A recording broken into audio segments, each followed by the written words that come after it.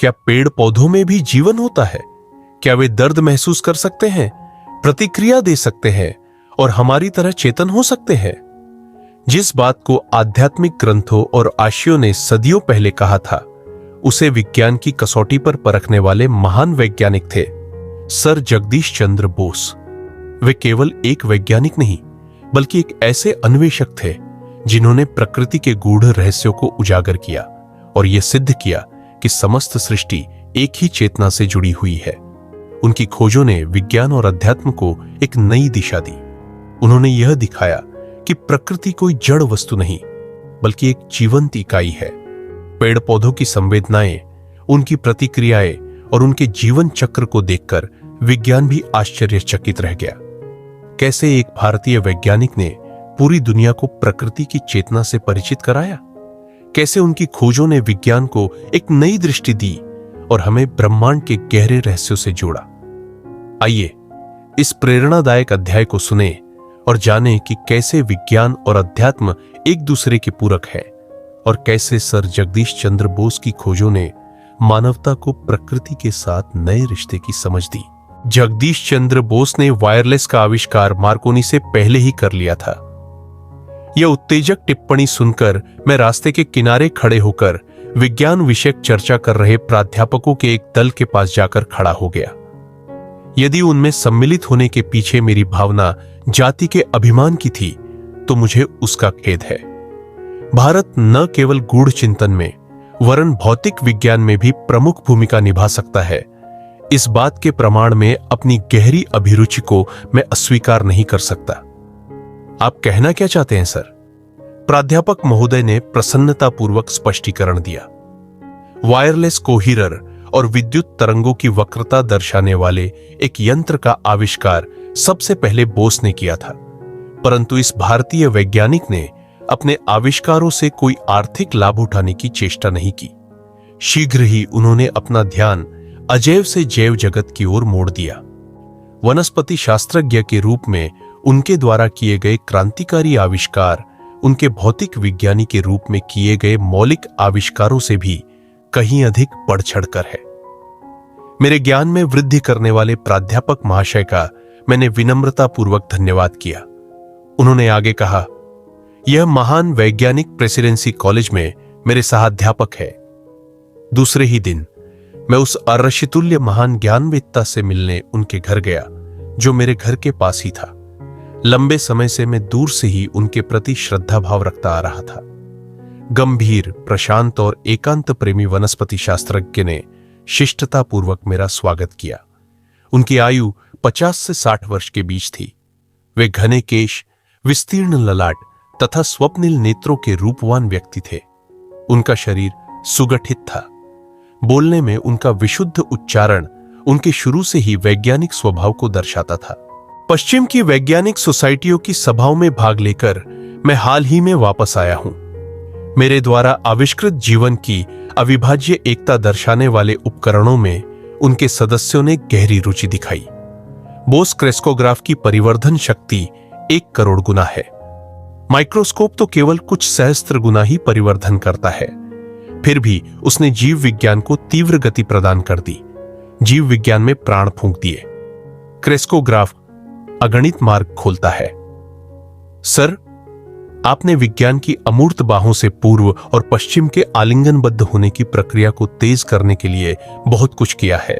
मेरी शिक्षा कैम्ब्रिज में हुई। प्रयोगों के आधार पर ही किसी भी सिद्धांत की सूक्ष्म से सूक्ष्म जांच करने की पाश्चात्य पद्धति कितनी सराहनीय है। यह प्रयोगमूलक कार्य पद्धति मुझे अपनी पौर्वात्य विरासत में मिली आत्म परीक्षण की क्षमता के साथ जुड़कर और भी अधिक प्रभावी हो गई। इन दोनों की युति ने मुझे दीर्घकाल से अबोल रहे प्रकृति जगत के मौन को तोड़ने में समर्थ बनाया। सारे भेद खोल देने वाले मेरे क्रेस्कोग्राफ के रेखाचित्र प्रमाण है, संदेह करने वाले किसी भी व्यक्ति के लिए, कि पेड़ पौधों में भी संवेदनशील स्नायु तंत्र होता है और उनका जीवन विभिन्न भावनाओं से युक्त भी होता है। प्रेम, घृणा, आनंद, भय, सुख, दुख, मूर्छा और अन्य उत्तेजनाओं के प्रति असंख्य प्रकार की प्रतिक्रियाओं की भावानुभूति जिस प्रकार सब प्राणियों को होती है, उसी प्रकार सब पेड़ पौधों को भी होती है। सर, आपके इस क्षेत्र में आगमन से पहले तो सारी सृष्टि में व्याप्त जीवन की अद्वितीय धड़कन एक कवि की कल्पना मात्र लगती होगी। एक संत को मैं कभी जानता था जो कभी कोई फूल नहीं तोड़ते थे। वे कहते थे, गुलाब के पौधे से मैं उसका सौंदर्याभिमान कैसे छीन लूं, अपनी उद्दंडता से उसे विवस्त्र करके उसके आत्मसम्मान को धक्का कैसे पहुंचाऊं। उनके उन सहानुभूतिपूर्ण शब्दों को आपके आविष्कारों ने अक्षरशः यथार्थ सिद्ध कर दिया है। कवि सत्य से अंतरंग होता है, जबकि वैज्ञानिक अजीबोगरीब ढंग से उस तक पहुंचने का प्रयास करता है। किसी दिन मेरी प्रयोगशाला में आकर क्रेस्कोग्राफ के असंदिग्ध प्रमाणों को देख लो। कृतज्ञतापूर्वक मैंने आमंत्रण स्वीकार कर उनसे विदा ली। बाद में मैंने सुना कि उन्होंने प्रेसिडेंसी कॉलेज छोड़ दिया है और अब वे कोलकाता में एक अनुसंधान केंद्र स्थापित करने की योजना बना रहे हैं। जब बोस इंस्टीट्यूट का उद्घाटन हुआ तब मैं उस उद्घाटन समारोह में उपस्थित था। सैकड़ों उत्साही लोग संस्थान के परिसर में इधर से उधर घूम रहे थे। विज्ञान के इस नए पीठ की कलात्मकता और आध्यात्मिक प्रतीकात्मकता को देखकर मैं मुग्ध हुआ। उसका प्रवेश द्वार सुदूर स्थित किसी प्राचीन मंदिर का अवशेष है। कमलों से भरे एक जलकुंड के पीछे स्थित मशालधारी स्त्री मूर्ति नारी के लिए अमर प्रकाशदात्री के रूप में भारत के आदर को सूचित करती है। एक उद्यान में अगोचर ब्रह्म को समर्पित एक छोटा सा मंदिर है। मंदिर में मूर्ति विहीन रिक्त स्थान ईश्वर की निराकारता को सूचित करता है। इस उद्घाटन के महान अवसर पर सर जगदीश चंद्र बोस का भाषण ऐसा लग रहा था मानो वह सीधे किसी अंतः प्रेरित प्राचीन आरायशी के मुख से निःसृत हो रहा हो। इस संस्था को मैं आज केवल एक प्रयोगशाला के रूप में नहीं वरन एक मंदिर के रूप में समर्पित करता हूं। उनकी आदरणीय महानता खचाखच भरे सभागृह पर एक अदृश्य चादर के समान छा गई। अपनी खोज में मैं कब पदार्थ विज्ञान और प्रकृति विज्ञान के सीमा क्षेत्र में पहुंच गया, मुझे पता ही नहीं चला। मेरा आश्चर्य बढ़ता ही गया जब मैंने देखा कि सजीव जगत और निर्जीव जगत के बीच की सीमा रेखाएं मिटती जा रही है और स्पर्श बिंदु उभरते जा रहे हैं। मैंने देखा कि निर्जीव जगत निष्क्रिय नहीं था, वह तो असंख्य शक्तियों के प्रभाव में पुलकित हो रहा था। सब में एक समान प्रतिक्रिया धातु, वनस्पति और प्राणी को एक ही सामान्य नियम में बांधती प्रतीत हुई। वे सब थकान और खिन्नता के तत्वतः एक समान लक्षण प्रदर्शित करते थे, जिनमें पुनः तरोताजा और हर्षोत्फुल्ल होने की संभावनाएं बनी रहती थीं। मृत्यु के साथ जुड़ी हुई स्थायी प्रतिक्रियाहीनता के प्रदर्शन में भी सब एक समान थे। इस विराट सामान्यत्व से विस्मय विभोर होकर मैंने बहुत बड़ी आशा के साथ अपने प्रयोगों के परिणामों को रॉयल सोसाइटी के समक्ष रखा, परंतु वहां उपस्थित प्रकृति विज्ञानियों ने मुझे उनके लिए सुरक्षित क्षेत्रों पर अतिक्रमण करने के बदले उस पदार्थ विज्ञान के क्षेत्र तक ही अपने अनुसंधान को सीमित रखने की सलाह दी जिसमें मेरी सफलता का भरोसा था। मैंने अनजाने में एक अपरिचित जाति व्यवस्था के क्षेत्र में घुसकर उसके शिष्टाचार का उल्लंघन कर दिया था। वहां अनजाने में एक धर्मशास्त्रीय पूर्वाग्रह भी कार्यरत था जो अज्ञान को भी धर्म के समान प्रश्नातीत मानता है। यह प्रायः भुला दिया जाता है कि जिस परम सत्ता ने हमें चारों ओर से सृष्टि के इस नित्य बढ़ते ही जाते रहस्य से घेर रखा है, उसी ने प्रश्न करने और समझने की इच्छा भी हम में प्रतिष्ठापित कर दी है। अनेक वर्षों तक लोगों की गलतफहमियों का शिकार बनते रहने से एक बात मेरी समझ में आ गई। विज्ञान के उपासक का जीवन अनिवार्य रूप से अनंत संघर्ष से भरा होता है। लाभ और हानि, सफलता और विफलता को एक समान मानते हुए उसे अपना जीवन प्रेम श्रद्धा युक्त अर्घ्य के रूप में अर्पण करना पड़ता है। कालांतर में विश्व की प्रमुख वैज्ञानिक सोसाइटियों ने मेरे सिद्धांतों और निष्कर्षों को स्वीकार करके विज्ञान में भारत के योगदान को मान्य किया। जो कुछ भी छोटा या सीमित हो, वह क्या भारत के मन को कभी तृप्त कर सकता है? एक अखंड जीवंत परंपरा और पुनर्यौवन प्राप्त करने की एक जीवनप्रद शक्ति के द्वारा इस भूमि ने अगणित परिवर्तनों में बार बार अपना कायाकल्प किया है। भारत में सदा ही ऐसे लोग उत्पन्न होते आए हैं जिन्होंने समय के तात्कालिक और मोहक पुरस्कार को ठुकराकर जीवन के सर्वोच्च अभिष्टों को पाने का प्रयास किया है अकर्मण्य परित्याग द्वारा नहीं, वरन कर्मठ कठोर संघर्ष द्वारा। संघर्ष को अस्वीकार करने वाले दुर्बल के पास कुछ प्राप्त न कर पाने के कारण त्यागने के लिए भी कुछ नहीं होता। जिसने संघर्ष कर विजय प्राप्त की हो, वही केवल संसार को अपनी विजय के अनुभव का फल प्रदान कर उसे समृद्ध कर सकता है।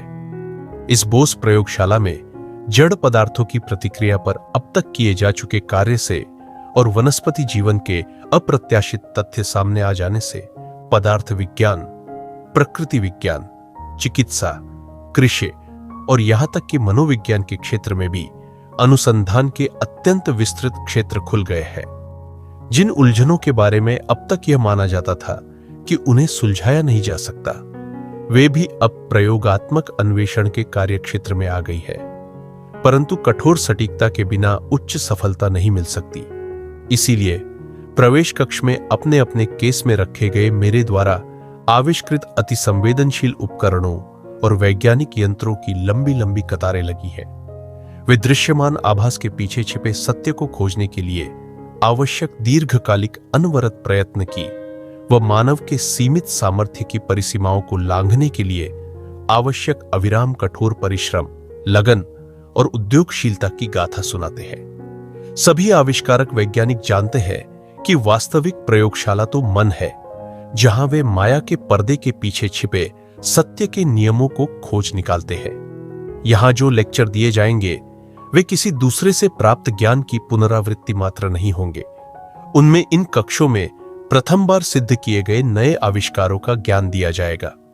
इस संस्था के कार्य विवरण के नियमित प्रकाशनों द्वारा भारत के योगदान समस्त विश्व में पहुंच जाएंगे। वे सार्वजनिक संपत्ति बन जाएंगे। कभी भी किसी भी बात का पेटेंट नहीं लिया जाएगा। हमारी राष्ट्रीय संस्कृति का सार ही यह है कि हमें ज्ञान का प्रयोग केवल अपने लाभ के लिए करने की संस्कृतिहीनता से सदैव दूर रहना चाहिए।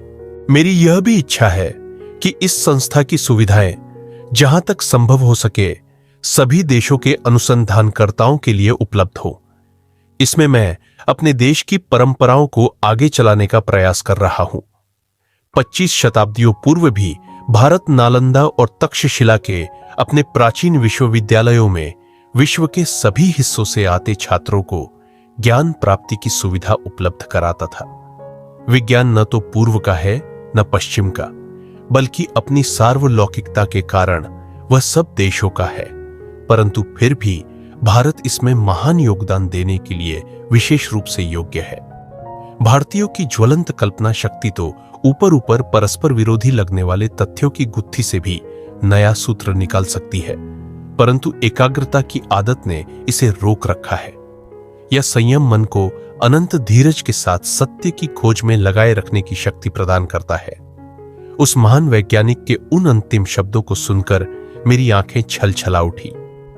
यह धीरज ही क्या सचमुच भारत का पर्यायवाची शब्द नहीं बन गया है, जिसने काल और इतिहासकार दोनों को ही समान रूप से अचंभित कर रखा है।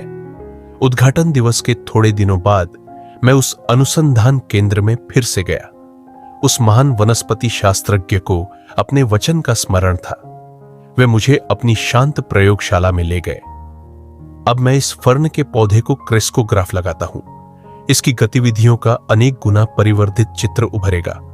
इसी मात्रा में यदि घोंघे की रेंगने की क्रिया को परिवर्धित किया जाए तो घोंघा एक्सप्रेस ट्रेन की गति से चलता दिखाई देगा। मेरी दृष्टि उत्सुकतावश पर्दे पर लगी हुई थी, जहां फर्न की परिवर्धित छाया दिख रही थी। सूक्ष्माति सूक्ष्म जैव क्रियाएं भी अब स्पष्ट दिखाई दे रही थी। मेरी मंत्रमुग्ध आंखों के सामने वह फर्न का पौधा अत्यंत धीरे धीरे बढ़ रहा था। बोस महाशय ने पौधे की नोक को धातु की एक छोटी सी छड़ से छुआ। पर्दे पर चल रहा मूक नृत्य हठात रुक गया। जैसे ही छड़ हटाई, वैसे ही उसकी लयबद्ध थिरक पुनः शुरू हो गई। तुमने देखा कैसे तनिक सा भी बाह्य हस्तक्षेप संवेदनशील ऊतकों के लिए बाधक है, बोस महाशय ने कहा। अब देखो, मैं इसे क्लोरोफॉर्म दूंगा और फिर उसका प्रभाव नष्ट करने वाली औषधि भी। क्लोरोफॉर्म के प्रभाव ने विकास को पूर्णतः रोक दिया। उसका प्रभाव नष्ट करने वाली औषधि ने उसे पुनः शुरू कर दिया। पर्दे पर दिखने वाले विकास के संकेतों ने मुझे किसी सिनेमा के कथानक से भी अधिक तन्मयता के साथ जकड़ रखा था। बोस महाशय यहां खलनायक की भूमिका में ने उस फर्न के एक हिस्से में एक तीक्ष्ण औजार घुसा दिया। आकस्मिक फड़फड़ाहट ने दर्द का संकेत दिया। जब उन्होंने पौधे के तने को ब्लेड से अंशतः काट दिया, तब छाया में तीव्र छटपटाहट दिखाई दी। फिर मृत्यु की अंतिम स्तब्धता में वह शांत हो गई। एक विशाल वृक्ष को पहले क्लोरोफॉर्म देकर फिर उसका स्थानांतरण करने में मैंने सफलता प्राप्त कर ली। साधारणतया वनों के ये राजा स्थानांतरित करने के कुछ ही दिन बाद मर जाते हैं। उस जीवन रक्षक युक्ति कौशल का वर्णन करते हुए बोस महाशय अत्यंत प्रसन्नता के साथ मुस्कुरा रहे थे। मेरे सूक्ष्मग्राही यंत्रों के रेखाचित्रों ने सिद्ध कर दिया है कि पेड़ पौधों में रस संचार प्रणाली होती है। प्राणियों में जैसे रक्त संचार होता है, वैसे ही पेड़ पौधों में रस संचार होता है। पेड़ पौधों में रस की ऊर्ध्व गति को केवल केशिका आकर्षण सदृश किसी यांत्रिक क्रिया के आधार पर स्पष्ट नहीं किया जा सकता, जैसा कि सामान्यतया प्रयास किया जाता है। क्रेस्कोग्राफ ने इसे सजीव कोशिकाओं की क्रिया के रूप में दर्शाया है। पेड़ के अंदर से लंबी गोलाकार नली चलती है, जिसमें क्रमिक वृत्तों में सिकुड़ने वाली लहरें उठती रहती है, जो हृदय का काम करती है। हम जितनी ही अधिक गहराई में जाकर देखेंगे, उतनी ही अधिक स्पष्टता से इस सत्य का प्रमाण मिलता जाता है कि इस बहुविध प्रकृति का प्रत्येक रूप एक ही सूत्र में बंधा है। बोस महाशय ने एक अन्य बोस यंत्र की ओर इशारा किया। मैं तुम्हें टिन के एक टुकड़े पर कुछ प्रयोग दिखाता हूं। धातुओं की प्राण शक्ति उत्तेजना के प्रभाव में अनुकूल या प्रतिकूल प्रतिक्रिया दिखाती है। स्याही के निशान विभिन्न प्रतिक्रियाओं को चिन्हांकित करेंगे। मैं तल्लीन होकर आणविक संरचना की लक्षण स्वरूप तरंगों को अंकित करने वाले रेखाचित्र को देखने लगा। जब प्रोफेसर साहब ने टिन को क्लोरोफॉर्म लगाया, तब कंपन लेखन थम गया। जब धीरे धीरे उस टिन की सामान्य अवस्था लौट आई, तब वह पुनः शुरू हो गया। अब बोस महाशय ने एक विषैला रसायन लगाया। टिन के छटपटाते छोर के साथ साथ सुई ने अद्भुत रूप से रेखाचित्र पर मृत्यु की सूचना अंकित कर दी। वैज्ञानिक महोदय ने कहा, बोस, यंत्रों ने प्रदर्शित कर दिया है कि कैंची और मशीनरी में प्रयुक्त इस्पात सदृश धातु भी थकते हैं और बीच बीच में विश्राम मिलने से उनमें पुनः ताजगी और कार्यक्षमता आ जाती है। विद्युत प्रवाह या अति भारी दबाव से धातुओं में जीवन की धड़कन को गंभीर क्षति पहुंचती है, या वह धड़कन सदा के लिए रुक भी सकती है। उस कक्ष में चारों ओर रखे अथक प्रतिभा के मुखर प्रतीक असंख्य आविष्कारों पर मैंने दृष्टि दौड़ाई। सर, यह दुख की बात है कि आपके अद्भुत यंत्रों का पूर्ण लाभ उठाकर बड़े पैमाने पर कृषि विकास को गति नहीं दी जा रही है। इनमें से कुछ यंत्रों को त्वरित प्रयोगों में प्रयुक्त करके खाद के विभिन्न प्रकारों का पौधों पर क्या प्रभाव पड़ता है, यह देखना क्या सहज संभव नहीं हो सकता। तुम ठीक कह रहे हो। भावी पीढ़ियां बोस यंत्रों को अगणित प्रकारों से प्रयोग में लाएंगी। वैज्ञानिक को उसके परिश्रम का तत्काल पुरस्कार कदाचित ही मिलता है। सृजनात्मक सेवा का आनंद ही उसके लिए पर्याप्त है। उस अदम्य अरशी के प्रति अपनी हार्दिक कृतज्ञता व्यक्त कर मैंने उनसे विदा ली। मैंने सोचा, उनकी अद्भुत प्रतिभा की विस्मयकारी उर्वरता क्या कभी निःशेष हो सकती है? बढ़ते वर्षों के साथ उनकी प्रतिभा में कोई कमी नहीं आई। रेजोनेंट कार्डियोग्राफ नामक एक जटिल यंत्र का आविष्कार करने के बाद बोस महाशय असंख्य भारतीय पेड़ पौधों के विस्तृत अनुसंधान में लग गए। किसी को कल्पना भी नहीं थी ऐसी ऐसी उपयुक्त औषधियों की एक विराट भेषज तालिका तैयार हो गई। कार्डियोग्राफ ऐसी अचूक सटीकता के साथ तैयार किया गया है कि उससे 1 सेकंड का शतांश तक रेखाचित्र में अंकित हो जाता है। पेड़ पौधे, प्राणी एवं मानव शरीर की संरचना के सूक्ष्माति सूक्ष्म स्पंदन भी यह कार्डियोग्राफ अंकित कर लेता है। उस महान वनस्पति शास्त्रज्ञ ने भविष्यवाणी की कि वैद्यकीय अनुसंधान के लिए प्राणियों के अंग छेदन की आवश्यकता नहीं रहेगी। कार्डियोग्राफ के प्रयोग से पेड़ पौधों के अंग छेदन से ही काम चल जाएगा। किसी औषधि के पौधे और प्राणी पर एक साथ किए गए प्रयोग के परिणामों के अंकन से साफ पता चलता है कि उन दोनों पर उस औषधि के प्रभाव में आश्चर्यजनक समानता है। उन्होंने स्पष्ट किया, मनुष्य में जो कुछ भी है उस सब का पूर्वाभास पेड़ पौधों में विद्यमान है। वनस्पति जगत पर प्रयोग प्राणियों और मानवों की यातना को कम करने में योगदान देंगे। कई वर्षों के बाद बोस महाशय के पथ प्रदर्शक वनस्पति आविष्कारों की अन्य वैज्ञानिकों द्वारा पुष्टि की गई। कोलंबिया यूनिवर्सिटी में 1938 में किए गए शोध कार्य की वार्ता द न्यूयॉर्क टाइम्स में निम्नलिखित रूप में प्रकाशित हुई थी। गत कतिपय वर्षों में यह निर्धारित हो चुका है कि जब मस्तिष्क और शरीर के अन्य हिस्सों के बीच तंत्रिकाएं संदेश वहन करती है, तब छोटी छोटी विद्युत तरंगें निर्माण होती है। इन विद्युत तरंगों को सूक्ष्मग्राही विद्युत धारा मापी यंत्रों से मापा गया और आधुनिक परिवर्धनकारी यंत्रों से इनका लक्ष गुना परिवर्धन किया गया। मानव या जीवित प्राणियों के तंत्रिका तंतुओं में प्रवाहित होने वाली इन तरंगों का अध्ययन करने का कोई संतोषजनक तरीका इनकी अत्यंत तीव्र गति के कारण अब तक ढूंढा नहीं जा सका था।